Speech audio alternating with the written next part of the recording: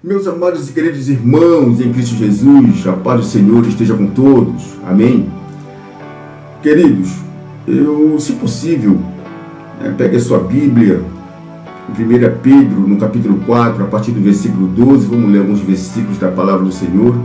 E como eu sempre faço, estejam preparados, amados, que o arrebatamento da igreja se aproxima. Nós precisamos acreditar na palavra de Deus, nós precisamos crer que o arrebatamento se aproxima, muitas coisas acontecendo. A gente está vendo que Deus está chamando a atenção do povo. Deus ele quer que a igreja verdadeiramente o adore, o tenha como o principal, que Deus seja o cerne da igreja.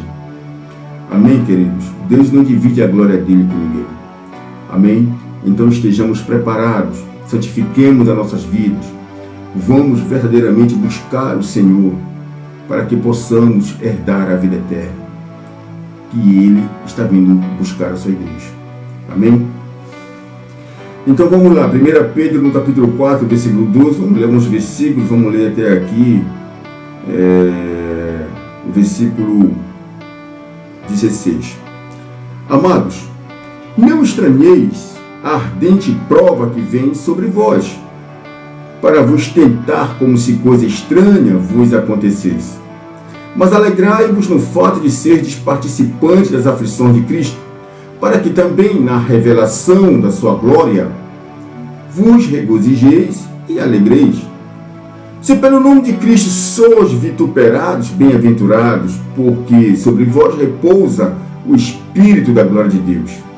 Que nenhum de vós padeça como homicida, ou ladrão, ou malfeitor, ou como que se intromete em negócios alheios, mas se padece como cristão, não se envergonhe, antes glorifique a Deus nesta parte.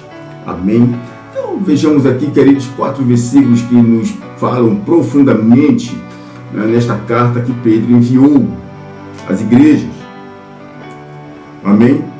São 4 versículos que nós precisamos, amados, precisamos meditar, precisamos colocar em nossos corações, que nós precisamos viver. E a atualidade, dentro da própria igreja, nós estamos sofrendo combates ferozes dos servos do diabo. Ah, pastor, mas tem servo do diabo dentro da igreja? Claro que tem, meu irmão. Claro que tem. Se não, era só trigo, mas tem um maldito joio. Já preguei isso em outras ministrações. Mas tem o joio, tem lobo, tem mercenário, tem as virgens loucas, tem bode, né? Então a igreja não é só trigo, a igreja não é só ovelha como gostaríamos que fosse, como Deus gostaria que fosse, mas tem esses outros elementos, agentes do diabo, que muitas das vezes entristecem o verdadeiro crente, que verdadeiramente entristece o profeta, entristece aqueles que querem fazer a obra de Deus de forma objetiva, de forma clara, olhando para o reino, amados. Nós estamos vendo essas coisas acontecerem todos os dias. É acepção de pessoas. Quem tem mais senta para cá, quem tem menos fica lá. Quem dá dízimo ovacionado dentro da igreja. Eu já vi igreja que coloca o nome dos dizimistas em exposição para saber quem não rouba a Deus. Que palhaçada, né, queridos?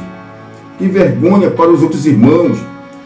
Ou seja, eles têm que receber sem se preocupar se o irmão tem condições para dar, se os filhos dos irmãos estão enfermos, estão precisando de atendimento. Ou seja, há uma confusão muito grande, queridos, dentro da casa de Deus. E isso tem entristecido muitos crentes. Tem muitas pessoas que estão saindo da igreja porque não conseguem mais encontrar amor, encontrar atenção, por causa da maldita acepção que é feita por líderes religiosos dentro da casa de Deus. Amém? Então Pedro escreve essa carta aqui, queridos, escreve essa carta e isto mexe profundamente com nós quando nós paramos para meditar nesses 4 versículos aqui, queridos, que tem um peso muito grande para nós. Veja bem como ele escreve. Amados, não estranheis a ardente prova que vem sobre vós, para vos tentar, como se coisa estranha vos acontecesse. Ele está profetizando que uma grande prova viria sobre os irmãos, para tentar os irmãos, queridos. E que provações nós temos tido nesses últimos dias? Que tem muitas pessoas hoje, é impressionante, eu converso com diversos irmãos, eu aconselho muitos irmãos, e tem uns que dizem assim: pastor, eu sei que eu não sou santo, né? Eu também não quero ser santo. Não, irmão, você não está entendendo. Você é santo, sim. Você foi chamado à santidade.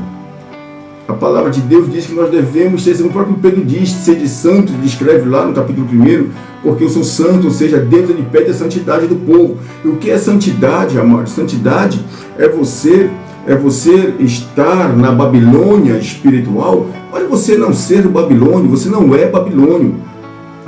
É você estar neste mundo onde nós vivemos, um mundo infestado, né, de prostituições, corrupções, violências, crente puxando o tapete de crente, né? Só que nós não fazemos parte disso, porque nós somos como peregrinos, forasteiros. A nossa pátria está no céu. Nós sabemos que vai chegar o momento em que Cristo vem nos buscar, queridos. Hoje, no mundo em que nós vivemos, todo mundo olha para o lado material, não importando se é moral, se é ético, mas querem abraçar o que é material. Todo mundo quer comer bem, quer ter os seus prédios, quer ter essa forma de viver. Uns querem morar em outros países. Tudo bem, tudo bem, né? Os desejos são seus. Mas veja a forma que você está tratando a obra de Deus. Veja como você está se comportando como servo de Deus. Hoje, cada um olha para o seu próprio umbigo. Eu quero estar bem, o que acontecer para lá não é problema meu, né? Então, amados, realmente nós estamos passando por uma crise de identidade dentro da igreja, né? Há uma provação muito forte. Será que Cristo realmente vai voltar? Será que não vai? Tanta coisa acontecendo, né? Né? Os costumes mudaram. Eu vou falar como crente assembleiano aqui. Amados, muitas igrejas nem o louvor da harpa cristã se louvam mais, né? A gente está vendo que muitas coisas mudaram, né, dentro da igreja. Você não vê mais pessoas orando, você não vê culto nas ruas, você não vê uma vontade da igreja em buscar as almas, porque foi para isso que os poderes ficaram para a igreja, né? Você não está contemplando mais milagres dentro da igreja. Você não vê uma campanha para arrecadação de almas. Quem quiser, você só vai até a igreja. Eu acho isso, eu falo para você, de certa forma errada, porque a igreja tem que ir atrás das almas. No capítulo 9, no versículo 37 e 38 de Mateus, Jesus diz assim: olha para aquela multidão, né? Grande a seara, mas são poucos os ceifeiros. Oremos, né, ao Senhor da seara para que envie mais ceifeiros. Você vai ver que a missão da igreja, os missionários, o apóstolo Paulo, né, ao fazer as missões, ele saía em busca das almas. Hoje tem muitas pessoas que querem fazer missões, né, em outros países. No nosso Brasil, querido, será que não precisamos de missionários dentro do Brasil, né? Então, fica a meditação aí, que essas provas estão vindo para nos confrontar. Veja o 13.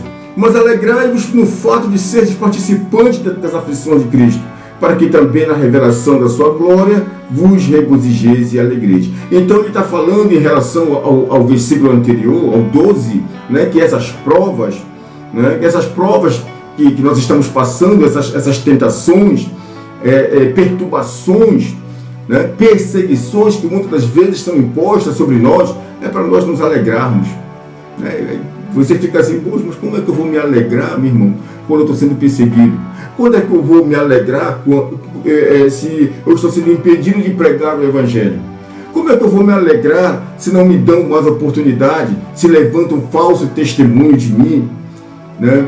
Se fecham as portas da igreja para mim, querido? Porque tudo isso, amados, tudo isso está acontecendo. Tudo isso nós estamos vendo na atualidade. vou falar de mim aqui, não vou contar minha história para você, para não perdermos tempo, né? Mas o que nós precisamos entender que Cristo está observando tudo isso.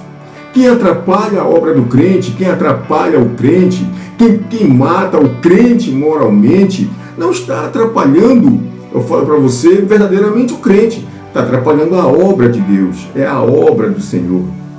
E Deus ele não perde a atenção sobre os seus, amados.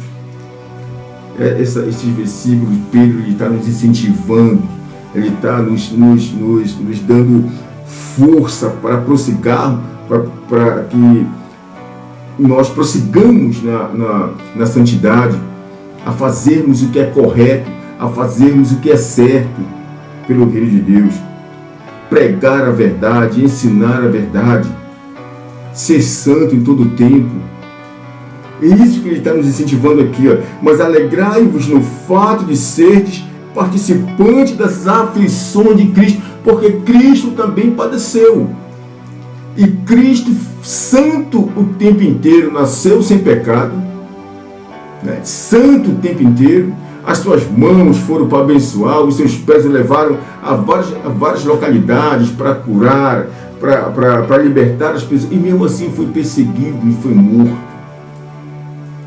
Então nós devemos nos alegrar, para que também na revelação da sua glória vos regozijeis e alegreis. Ou seja, ele vai se revelar. Quando isso vai acontecer, pastor? No nosso arrebatamento, no arrebatamento da igreja. Cristo vai se revelar para a sua igreja, amado. Então, quando perseguirem você, quando levantarem falsos testemunhos de você, quando inventarem conversas de você, quando fecharem as portas da igreja porque não gostaram da pregação, não te entristece, amado. Eu sei que como carne, como sangue, nós ficamos assim, Senhor, por que isso? O que foi que eu falei demais? Eu só falei o que estava na Bíblia. Te alegra, porque na revelação de Jesus Cristo, nós teremos muitas surpresas, irmãos. Haverão muitas surpresas quando Jesus vier buscar a sua igreja. Amém? Veja o 14. Se pelo nome de Cristo sois vituperados, bem-aventurados sois, porque sobre vós repousa o Espírito da glória de Deus. Então, se sois vituperados, se sois envergonhados, se sois perseguidos pelo nome de Cristo, bem-aventurados sois. Bem-aventurados sois. Está pregando o Evangelho, está pregando a verdade, está entregando aquilo que Cristo mandou você entregar. Anda em santidade, é marido de uma esposa só, não anda em prostituição, não apoia prostituto, queridos. Louvado seja o nome do Senhor. Talvez para você seja doloroso, mas Cristo está se regozijando da tua fé, da tua santidade, da tua posição.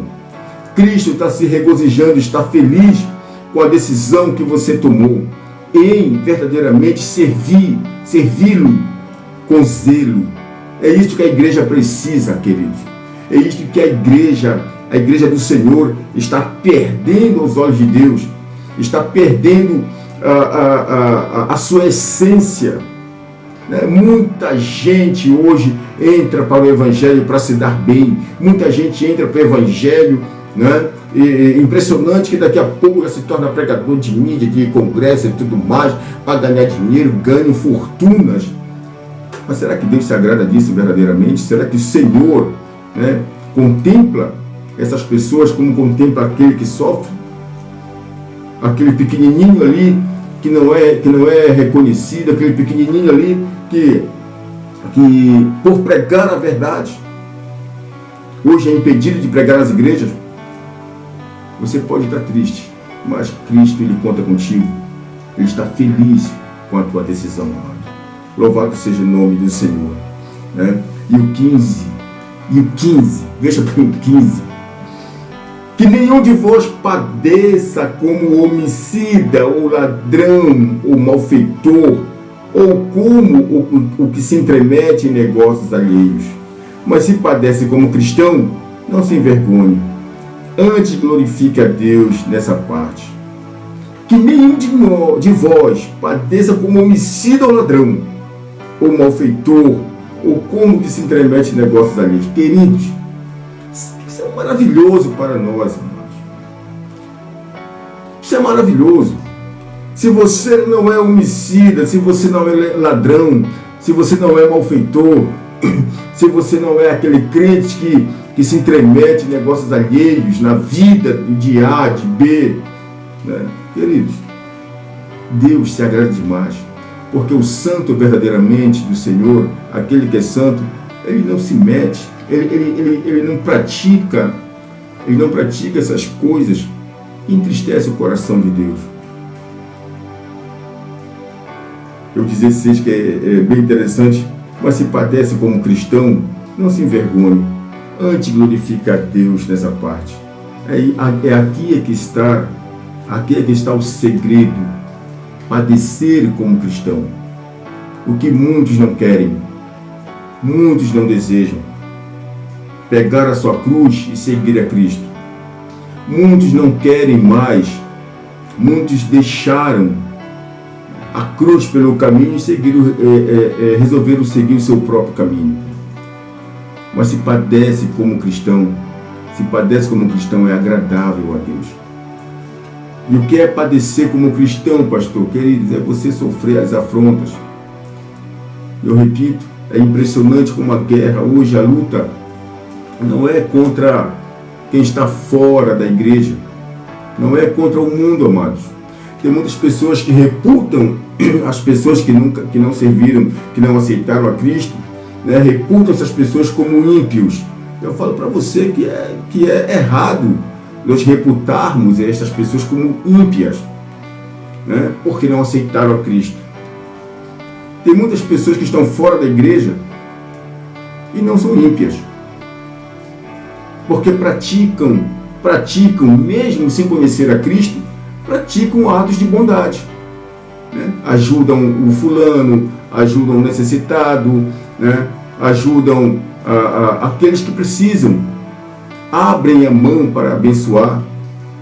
Pessoas que estão fora da igreja não são ímpias, que elas precisam ouvir a palavra de Deus para que as suas obras sejam reconhecidas pela sua fé. Enquanto isso, tem pessoas dentro da casa de Deus, estas sim, são ímpias, pastores, donos de convenções, né? Que praticam a impiedade.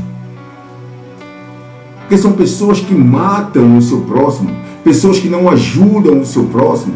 Quantas pessoas vão pedir uma cesta básica dentro de muitas congregações e não recebem, sendo que os depósitos estão cheios? Porque é só aqui, é só para aquele que precisa, né? Ou então é só para quem dá dízimo. Irmãos, pelo amor de Deus, sem piedade, irmão. São pessoas ímpias que, além disso, né, outros exemplos, que matam moralmente o crente. Pregou uma palavra, não gostei, fecha a porta da igreja, ligam para outros pastores, não darem oportunidade para o fulano, não deixa, não recebe porque aquilo. São pessoas ímpias, irmãos, pessoas que matam o seu próximo. Isto é praticar impiedade. Além de não dar o material, ainda tenta matar no espiritual. Então nós, como cristãos, o cristão verdadeiro, nós passamos por toda essa provação. É nós entendermos que o nosso Jesus nos chamou. Ele nos chamou para sermos livres nele, para pregarmos o Evangelho, para o adorarmos em qualquer lugar, queridos. Nosso Jesus nos chamou com um propósito de salvação. E nós não podemos abrir a mão. Nós não podemos deixar esta salvação escorregar das nossas mãos por causa da atitude de homens. Vamos continuar fiéis a Cristo. Vamos olhar para esses versículos e meditarmos. Como Pedro falou, mas se padece como cristão, não se envergonhe. Antes glorifique a Deus nessa parte. Então eu falo agora por mim. Pode fechar a porta da igreja, pode me perseguir, pode levantar falso testemunho, pode fazer o que bem entender, querido. Eu sou marido de uma mulher só, não prego verdade, não prego mentira, sou amante da verdade, eu entrego o que Cristo mandou eu entregar, não cobro para pregar, não cobro para orar. faço a minha parte pelo reino de Deus, porque sei que isso aqui é tudo passageiro. Pode ficar com os templos, pode ficar com o dinheiro, eu fico com Jesus. Amém? Vou estar orando por você. Levanta a tua cabeça, que Deus ele vai te honrar. Senhor, nosso Deus, eterno Pai, em nome de Jesus, Senhor, em tua presença nós estamos. E eu quero te apresentar, meu Pai, este ouvinte, meu Pai, esta ouvinte, essa pessoa que está ouvindo a palavra, a tua palavra, meu Deus, essa pessoa que pode estar triste, Senhor, por causa das afrontas, Senhor, por causa, meu Pai, das perseguições que está sofrendo dentro da tua própria casa. Ó Deus, Senhor, que o Senhor venha, que teu Espírito venha alimentar o meu irmão. Não deixe o meu irmão se desviar, não deixe o meu irmão desistir da caminhada. Que o meu irmão, Senhor, possa levantar a cabeça e saber que tu estás falando com ele neste dia, Senhor. Porque quem honra és tu. Ele está padecendo como cristão, ele não está fazendo nada do que imputaram sobre ele. Portanto, Jesus, é o Senhor que vai honrá-lo. É o Senhor que vai levantá-lo. É o Senhor que vai fazer o teu nome grande sobre ele, Pai. Abençoa a vida dele, abençoa a vida dessa irmã, do irmão, dos filhos, abençoa a sua família, o seu ministério, em nome de Jesus, Senhor. Obrigado por tudo. Amém e amém. Deus te abençoe. Consagra a tua vida, que breve o arrebatamento acontecerá. Fique com a paz de Deus.